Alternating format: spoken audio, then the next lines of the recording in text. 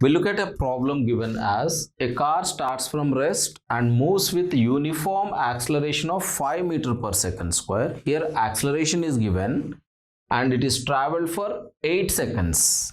So initial velocity is going to be 0 because starting from rest. Acceleration is given, which is uniform acceleration, and traveling for 8 seconds. Then after traveling for 8 seconds, its acceleration ceases. That means acceleration is becoming 0 after 8 seconds, meaning that whatever the velocity it attains after 8 seconds, with the same velocity it continues further.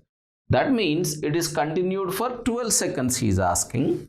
So till 12 seconds from the start, how much distance it covers? That is what the question he asked. So first of all, up to 8 seconds, it is moving under the acceleration. After that, it is moving with a constant speed. Therefore, total distance traveled is given by S1 plus S2, where S1 can be calculated using ut plus half at square. That comes out to be S1 is equal to 0 because starting from rest, half into A is given as 5 and traveled for 8 seconds. That comes out to be 32 into 5, that is 160 meters in the first 8 seconds. Then after 8 seconds, its final velocity is going to be, can be calculated using v is equal to u plus at.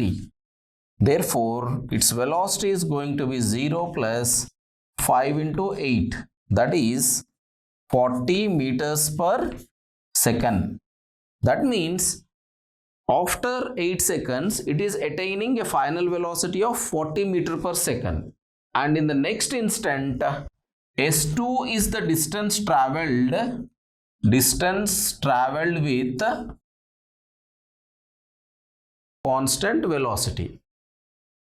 Therefore, S2 is equal to 40 multiplied by 4 seconds, because first 8 seconds it is traveled with constant acceleration and in the next 4 seconds only it is traveling with constant velocity. Therefore, S2 comes out to be 160 meters and total distance traveled can be calculated as S is equal to S1 plus S2, which is nothing but 160 meters plus 160 meters, coming out to be 320 meters, and this is going to be the total distance traveled in 12 seconds, and this is how the problem can be solved. Here the data given as a car starts from rest and moves with a uniform acceleration of 5 meter per second square for 8 seconds. Then the acceleration ceases and after 8 seconds the acceleration is ceased. Then it will be traveling for further 4 seconds. That means total duration of the travel is 12 seconds. Therefore, starting from the rest in 12 seconds, how much distance it has covered? That means first 8 seconds is with respect to the acceleration and next 4 seconds is with the constant velocity because there is no acceleration further. So first of all, the total distance covered I have divided into two intervals, that is first 8 seconds distance plus next 4 seconds distance. Therefore, to calculate the first 8 seconds distance, that means distance traveled in first 8 seconds, here it is under the influence of acceleration. Therefore, I can use S is equal to ut plus half at square equation to calculate the distance covered in 8 seconds. A is given and T is also given. Therefore, substituting all the values, you are getting the distance traveled in first 8 seconds as 160 meters. Then after 8 seconds, it will attain some velocity, which is the final velocity after 8 seconds starting from the rest. That you can calculate using a equation v is equal to u plus at.